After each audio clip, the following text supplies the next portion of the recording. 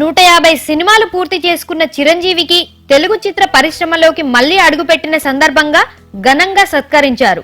అయితే మరో నట దిగ్గజం బాలకృష్ణ 100 చిత్రాలు పూర్తి చేసుకున్న సందర్భంగా ఇంకా ఎవరు సత్కరించలేదు. 100వ సినిమాగా చారిత్రక చిత్రాన్ని చేయడమే కాకుండా గౌతమిపుత్ర శాతకర్ణి అంటే ఇలాగే ఉండేవాడేమో అన్నట్టుగా నటించి మెప్పించిన బాలకృష్ణ ఈ చిత్రంతో విజయాన్ని కూడా అందుకున్నారు. ముందుగా చిరంజీవిని సత్కరించిన సుబ్బిరామిరెడ్డి మరి త్వరలో బాలకృష్ణకి కూడా సన్మానం ఏర్పాటు చేస్తారో లేక సినీ పరిశ్రమ ఈ ఇద్దరు దిగ్గజాలకి సన్మానం చేస్తుందో చూడాలి. హీరోగా 100 సినిమాలు పూర్తి చేసుకోవడం అనేది ఇకపై జరగకపోవచ్చు. నాగార్జున మినహా మిగిలిన హీరోలు 100 సినిమాల మార్కును చేరుకోవడం అసాధ్యమేననిపిస్తుంది. కనుక చిరంజీవి బాలకృష్ణ సాధించిన ఘనతకి ఘన సత్కారం చేయాల్సిందే. మాస్ హీరోగా పేరు గడించినప్పటికీ బాలకృష్ణల వివిధ జానర్లలో ట్రై చేసిన హీరోలు బహు అరుదు.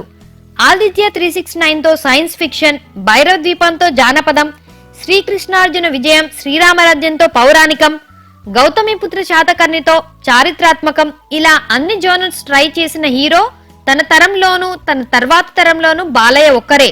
ఆయనకి ఇంతవరకు సత్కారం ఏర్పాటు చేయకపోవడం హాస్యాస్పదమే.